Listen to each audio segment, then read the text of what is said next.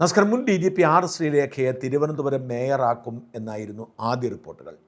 BJP സംസ്ഥാന നേതൃത്വം അത് സ്ഥിരീകരിച്ചതാണ്. എന്നാൽ നാടകീയമായ ഇടപെടലുകൾക്കൊടുവിൽ മേയറായത് VV രാജേഷാണ്. VV രാജേഷിനെ മേയറായി തിരഞ്ഞെടുക്കുമ്പോൾ അത് BJP ഈ കഴിഞ്ഞ പതിറ്റാണ്ടിൽ കേരളത്തിലെടുത്ത ഏറ്റവും വലിയ തീരുമാനമായിരുന്നു എന്ന് മേയർ ഓരോ ദിവസവും തെളിയിച്ചുകൊണ്ടിരിക്കുന്നു. സൗമ്യതയോടെ എന്നാൽ കൃത്യതയോടെ കൈകാര്യം ചെയ്യുന്ന കാര്യത്തിൽ മേയർ രാജേഷിൻ്റെ മികവ് സമാനതകളില്ലാത്തതാണ്. ഇന്നലെ പൊങ്കാല കഴിഞ്ഞപ്പോൾ എല്ലാവരും ആകാംക്ഷയോടെ കാത്തിരുന്നത് നഗര ശുചീകരണമാണ്. നഗര ശുചീകരണത്തിൽ മുൻ വർഷങ്ങളെ പോലും മറികടക്കുന്ന കൃത്യത രാജേഷ് ഉണ്ടാക്കി എന്നതിൽ ഒരു അത്ഭുതവും എനിക്ക് തോന്നുന്നില്ല. എന്നാൽ അതിനൊക്കെ അപ്പുറത്തേക്ക് രാജേഷ് നടത്തിയ ചില ഇടപെടലുകൾ ഞെട്ടിക്കുന്നതായിരുന്നു. വാസ്തവത്തിൽ ഒരു മേയർ വിചാരിച്ചാൽ പോലും ഒരു നഗരത്തെ മാറ്റിമറിക്കാൻ കഴിയുമെന്ന് VV രാജേഷ് അനുനിമിഷം തെളിയിച്ചുകൊണ്ടിരിക്കുന്നു. നോക്കുക, VV രാജേഷിലൂടെ തിരുവനന്തപുരം കോർപ്പറേഷൻ്റെ ഭരണം മോശമാക്കി കോർപ്പറേഷൻ ഭരണം തിരിച്ചുപിടിക്കുക മാത്രമല്ല നിയമസഭാ തെരഞ്ഞെടുപ്പിനെ സ്വാധീനിക്കാനും CPIM ശ്രമിച്ചുകൊണ്ടിരിക്കുകയാണ്. CPIM എന്ന രാഷ്ട്രീയ പാർട്ടിക്ക് ഒരിക്കലും ചിന്തിക്കാൻ കഴിയുന്ന വീഴ്ചയായിരുന്നില്ല തിരുവനന്തപുരം കോർപ്പറേഷൻ്റെ നഷ്ടം.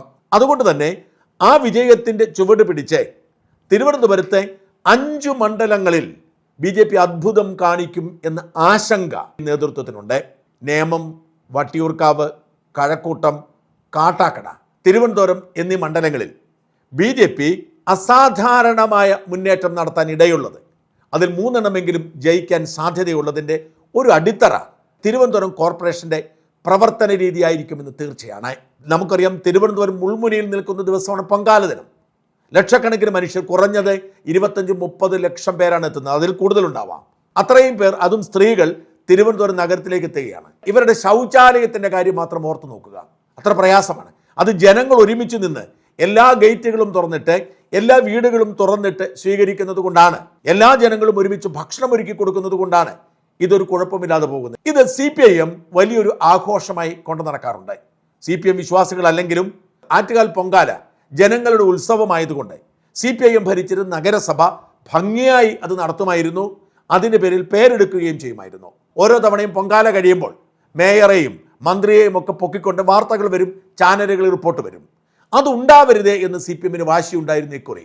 അതായത് ഞങ്ങളെ ഇറക്കി വിട്ടതുകൊണ്ട് എല്ലാം കുളമായി എന്നവർക്ക് തെളിയിക്കണം. അതുകൊണ്ട് CPIMകാരാണ്, ഇടത് യൂണിയൻകാരാണ് കോർപ്പറേഷനിലെ ഭൂരിപക്ഷം ജീവനക്കാരും നഗരത്തിലെ ഈ ശുചീകരണം അടക്കമുള്ള എല്ലാ പ്രവർത്തികളും ചെയ്യേണ്ടവരും. ഇവരെ കൃത്യമായി ഒരു അജണ്ട തയ്യാറാക്കി എല്ലാം ഒന്ന് മെല്ലെ പോക്കിന് ശ്രമിച്ചു.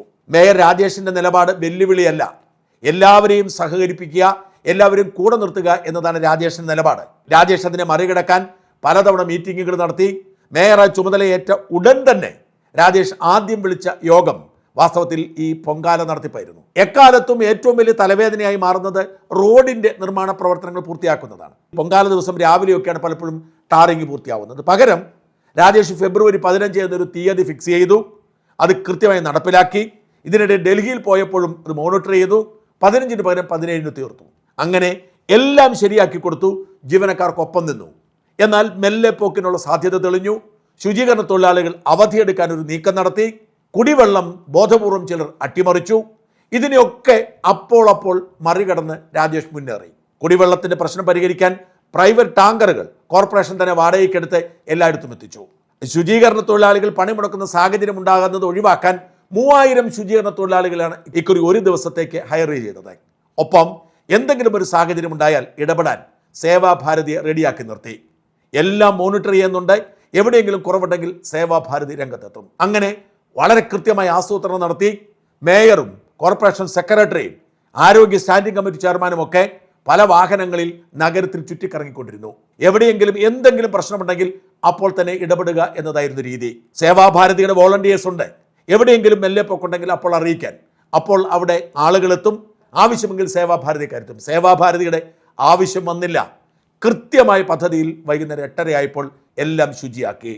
മാത്രമല്ല, കൃത്രിമ മഴ പെയ്യിപ്പിച്ച് നഗരത്തെ ശുചീകരിച്ചാണ് ഈ ദൗത്യം അവസാനിപ്പിച്ചത്. ഒരു പരാതിയും ഉണ്ടായില്ല. മുഴുവൻ ചുടുകട്ടകളും അപ്പോൾ തന്നെ അവിടെ നിന്ന് നീക്കി.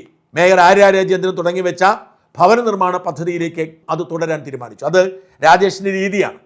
നല്ലത് ആര് ചെയ്താലും അത് CPM ആയതുകൊണ്ട് മാറ്റണമെന്നില്ല. CPM മേയറായിരുന്ന ആര്യ രാജേന്ദ്രൻ ഈ ചുടുകെട്ടകൾ വീട് നിർമ്മാണ പദ്ധതിക്ക് കൊടുക്കാൻ എടുത്ത തീരുമാനം തുടരാൻ തീരുമാനിച്ചപ്പോൾ അതൊരു കച്ചിത്തുരുമ്പായി കിട്ടി സഖാക്കൾക്ക്. കാരണം കണ്ടോ, നമ്മുടെ മേയർ പറഞ്ഞതാണ് ഈ മേയറും പിന്തുടരുന്നത് എന്ന് പറഞ്ഞ് ആര്യ രാജേന്ദ്രനെ പൊക്കി പിടിച്ചുകൊണ്ട് രംഗത്ത് വന്നു. പോരാളി ഷാജിയുടെ പോസ്റ്റ് എങ്ങനെയാണ്? തിരുവനന്തപുരം VV രാജേഷിന്റെ പ്രസ്ഥാന ശ്രദ്ധിക്കായിരുന്നു ആറ്റുകാൽ പൊങ്കാലയ്ക്ക് ഉപയോഗിക്കുന്ന ഇഷ്ടികകൾ അതിനുശേഷം വീട് നിർമ്മിക്കാൻ ഉപയോഗിക്കും. ധാരാളം അപേക്ഷ ഇതിനെ വന്നിട്ടുണ്ട്. രാജേഷിന്റെ പ്രസ്താവനയെ BJP അണികളും ഭക്തരും സ്വാഗതം ചെയ്യുന്നുണ്ട്. എന്നാൽ ആര്യ രാജേന്ദ്രൻ തിരുവനന്തപുരം മേയറായിരുന്നപ്പോൾ തുടങ്ങിയ ഒരാശയവും പ്രവർത്തിയുമായിരുന്നു. അന്ന് അത് ആര്യ പ്രഖ്യാപിക്കുമ്പോൾ രൂക്ഷമായ വിമർശനങ്ങളും പരിഹാസങ്ങളുമായി BJPയുടെ ഭാഗത്തുനിന്നുണ്ടായത്. വിശ്വാസത്തിന്റെ ഭാഗമായി ഞങ്ങൾ കൊണ്ടുവന്ന ഇഷ്ടികകൾ എന്ത് ചെയ്യണമെന്ന് ഞങ്ങൾക്കറിയാമെന്നാണ് BJPയുടെ അണികളുടെ പ്രതികരണം എന്നൊക്കെ പറഞ്ഞ് ഇവർ അതിനെ മുതലെടുക്കാൻ ശ്രമിച്ചിട്ടുണ്ട്. വാസ്തവത്തിൽ ആർക്ക് വേണമെങ്കിലും വിശ്വാസത്തിന് പ്രതീകമായി കൊണ്ടുപോകാം, പക്ഷേ വീട് വെക്കാൻ കൊടുക്കുന്നതിന് കൊടുക്കാം. ആ പദ്ധതി തുടർന്നപ്പോൾ പരിഹസിക്കാൻ ഇറങ്ങി. മാത്രമല്ല CPMകാർക്ക് ഒരുപാട് പദ്ധതികൾ ശ്രമിച്ചു, ഒരുപാട് നുണകളെ പ്രചരിപ്പിച്ചു. ഇപ്പോഴും അവർ അവിടെ അങ്ങനെയാണ് ഇങ്ങനെയാണെന്ന് പറഞ്ഞു. പക്ഷേ എല്ലാം ശരിയായപ്പോൾ മന്ത്രി ശിവൻകുട്ടി ആരുടെയും നേട്ടമല്ല, ഇത് ഞങ്ങളെല്ലാം കൂടി ചെയ്തുണ്ടാക്കിയതാണ് എന്ന് പറഞ്ഞൊരു പ്രസ്ഥാനമേ രംഗത്ത് വന്നു. ശുചീകരണ പ്രവർത്തനങ്ങൾ തൊഴിലാളികളുടെ നേതൃത്വത്തിൽ ആരംഭിച്ചിട്ടുണ്ട്. നാട്ടിൽ പിന്നെ ഓരോ പ്രദേശത്തുള്ള ജനങ്ങൾ കൂടെ അവരെ സഹായിക്കുന്നുണ്ട്. ചില കേന്ദ്രങ്ങളിൽ നിന്നൊക്കെ തന്നെ അതിന് രാഷ്ട്രീയ നിറം കൊടുക്കുവാനും ഇത് ഞങ്ങൾ ചെയ്യുകയാണ്, ഗവൺമെൻറ് ചെയ്യുന്നില്ല എന്നെല്ലാം വരുത്തി തീർക്കുന്നതിനുള്ള പ്രശ്നം നടത്തുന്നുണ്ട്. കോർപ്പറേഷന് കൊടുത്തിരിക്കുന്ന ഉത്തരവാദിത്വം എന്ന് പറഞ്ഞാൽ ക്ലീനിങ്ങിൻ്റെ ഉത്തരവാദിത്വമാണ്. ബാക്കി പിന്നെ എല്ലാ ഗവൺമെൻറ് ഡിപ്പാർട്ട്മെൻറ്റുകളാണ് കാര്യങ്ങൾ ചെയ്യുന്നത്. ഇതിനൊന്നും മറുപടി പറയാൻ രാജേഷ് ഇല്ല. ഭംഗിയാക്കി ചെയ്തെന്ന് മാത്രമല്ല, രാജേഷിൻ്റെ ഒരു ഇടപെടൽ ശ്രദ്ധ നേടി. നഗരത്തിലൂടെ ഇങ്ങനെ നടക്കുകയാണ്. ഒരിടത്ത് ചെന്നപ്പോഴാണ് ഒരു ഡ്രൈവർ പരാതിപ്പെടുന്നു. അയാൾ പറഞ്ഞ് 400 രൂപ പാർക്കിംഗ് ഫീസ് ഈടാക്കി. ഉടൻ തന്നെ രാജേഷ് ഇടപെടുന്നു, ചോദിക്കുന്നു, ബില്ലുകൾ കൊണ്ടുവരുന്നു, പരിശോധിക്കുന്നു. മുഴുവൻ പേരുടെയും തിരിച്ചു കൊടുക്കുന്ന സാഹചര്യമുണ്ടായി. ഈ വാർത്ത പുറത്തു വന്നതോടെ നാടിൻ്റെ നാനാഭാഗത്തു നിന്നും പരാതികളായി. പലയിടങ്ങളിലും ഭയപ്പെടുത്തുന്ന രീതിയിൽ പാർക്കിംഗ് മാഫിയ പ്രവർത്തിക്കുന്നു. രാജേഷ് ഞെട്ടിപ്പോയി. ഒരിക്കൽ പോലും പ്രതീക്ഷിക്കാത്ത തരത്തിൽ കോർപ്പറേഷന്റെ ഉടമസ്ഥാവകാശത്തുള്ള സ്ഥലങ്ങളിൽ പോലും ഈ പാർക്കിംഗ് മാഫിയ വെളിയിൽ നിന്നൊന്ന് ആളുകളെ ചൂഷണം ചെയ്തെടുക്കുകയാണ്. വെളിയിൽ നിന്ന് വന്നവർക്ക് പേടിയാണ്, അവർ ഇതിന് നിന്നു കൊടുക്കുന്നു. ഇത് മുഴുവൻ CPIM എന്ന രാഷ്ട്രീയ പാർട്ടി സമാന്തര കച്ചവടമായി കൊണ്ടു നടന്നതാണ്.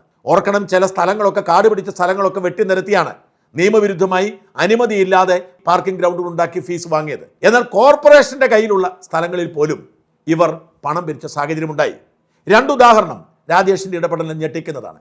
തിരുവനന്തപുരം SMV സ്കൂളിലെ PTI ആണ് ഭരണം നടത്തേണ്ടത്. അത് കോർപ്പറേഷന് കീഴിലുള്ളതാണ്. പക്ഷേ PTIയോ കോർപ്പറേഷനോ അറിഞ്ഞില്ല. അവിടുന്ന് ഒരു പരാതി കിട്ടുന്നു. കോർപ്പറേഷന് കീഴിലുള്ള സ്കൂളാണ്, അവിടെ പിരിവ് നടക്കുന്നു. 1000 രൂപ ബസ്സിനും 400 രൂപ കാറിനും.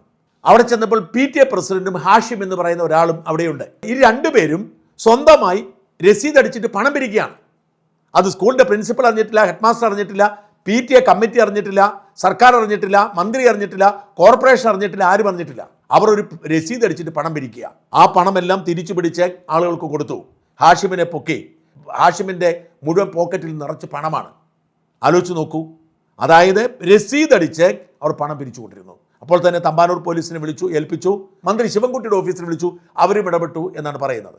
എന്തായാലും അവർക്കെതിരെ കേസും എടുത്തു തമ്പാനൂർ പോലീസ്. ഇതുപോലെ തന്നെയായിരുന്നു ഗാന്ധി പാർക്കിൽ 750 രൂപ ഈടാക്കിക്കൊണ്ട് ചിലർ രസീത് അടിച്ച് പിരിവ് നടത്തിയത്. ഇതൊക്കെ കോർപ്പറേഷൻ്റെ കീഴിലുള്ള സ്ഥാപനങ്ങളാണെന്ന് ഓർക്കണം. കഴിഞ്ഞ കുറേ കാലമായി തിരുവനന്തപുരത്ത് CPM ഭരിച്ചുകൊണ്ടിരുന്നപ്പോൾ ഇവിടുത്തെ പാർക്കിംഗ് മാഫിയകൾ, ഈ CPM നേതാക്കൾ നാടിൻ്റെ നാനാഭാഗത്ത് നിൽക്കുന്ന മനുഷ്യരെ ചൂഷണം ചെയ്യാൻ വേണ്ടി സ്വകാര്യമായി രസീത് അടിച്ച് വിറ്റ് പണം പിരിച്ചുകൊണ്ടിരുന്ന മാഫിയ സംഘത്തെയാണ് ഇല്ലാതാക്കിയത്. വലിയ ഒരു ഇടപെടലാണ് നടന്നത്. ഇത്തരം ഒരുപാട് മാഫിയകളെ നിയന്ത്രിച്ചു കൊണ്ടിരിക്കുന്നു. വലിയ ഇടപെടൽ. ഒരുപക്ഷെ തിരുവനന്തപുരത്തിൻ്റെ ചരിത്രത്തിൽ ഇങ്ങനെ ഒരു മേയർ ഉണ്ടാവില്ല. എന്നെ സംബന്ധിച്ചിടത്തോളം വ്യക്തിപരമായി ഒരു ആഹ്ലാദത്തിൻ്റെ ദിനം കൂടിയാണ്. ഇത്രയേറെ തിരക്കുകളുമായി രാവിലെ മുതൽ ഓടി നടക്കുന്ന ആ ദിവസം രാജേഷിൻ്റെ ഒരു സഹായം എനിക്ക് ആവശ്യമായി വന്നു. മറ്റൊന്നുകൊണ്ടുമല്ല, നേഴ്സുമാരുടെ സമരം ഇങ്ങോട്ട് വരികയാണ്. സെക്രട്ടേറിയറ്റ് മറിച്ച് നടക്കുകയാണ്. സർക്കാരിൻ്റെ വഞ്ചനയുണ്ടായി.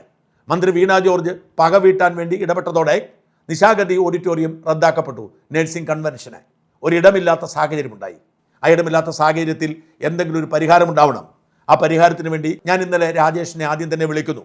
ഈ തിരക്കുകൾക്കിടയിൽ ഓടി നടക്കുന്നതിനിടയിൽ രാജേഷ് അതിൽ ഇടപെടുന്നു. പലരെയും ബന്ധപ്പെടുത്തി തരുന്നു. ഒടുവിൽ ഒരു 15 തവണയെങ്കിലും പലപ്പോഴായി വിളിക്കേണ്ടി വന്നു. രാത്രിയോടുകൂടി ആ പ്രശ്നത്തിന് രാജേഷ് പരിഹാരമുണ്ടാക്കി നൽകി. ഒരിടവും കിട്ടാതെ വന്നു. പുത്തരിക്കണ്ട മൈതാനം കിട്ടുന്നില്ല, നിശാഗന്ധി കിട്ടുന്നില്ല. 25,000 നേഴ്സുമാരെത്തും, എവിടെ കൊണ്ടുപോകും? ഒടുവിൽ രാജേഷ് പറഞ്ഞു, ധൈര്യമായി മാനവീയ വീഥിയിലേക്ക് പോയിക്കോളൂ, അത് കോർപ്പറേഷൻ്റെ കീഴിലാണ്, ഒരു കുഴപ്പവുമില്ല എന്ന് പറഞ്ഞു. രാജേഷ് പരിഹാരമുണ്ടാക്കി തന്നു. അതിൻ്റെ മറ്റു നിയമപരമായ എല്ലാ തടസ്സങ്ങളും പരിഹരിച്ചു തന്നു. ഓർക്കണം, ഇന്നലെ ഏറ്റവും തിരക്കേറിയ ദിവസം ഒരു 15 തവണയെങ്കിലും ഞാൻ രാജേഷിനെ വിളിച്ചു. ഈ 15 തവണയും അദ്ദേഹം എടുത്തു. ഇങ്ങനെയൊരു അനുഭവം ആദ്യമാണ് എനിക്ക് ജീവിതത്തിൽ. ഇങ്ങനൊരു മേയർ ഈ നഗരത്തിൻ്റെ ഭാഗ്യമാണ്, ഒരു സംശയവും വേണ്ട. രാജേഷ് മേയർ ആയിരുന്നില്ലെങ്കിൽ തിരുവനന്തപുരത്തിന് അത് വലിയ നഷ്ടമാകുമായിരുന്നു എന്ന് തീർച്ച.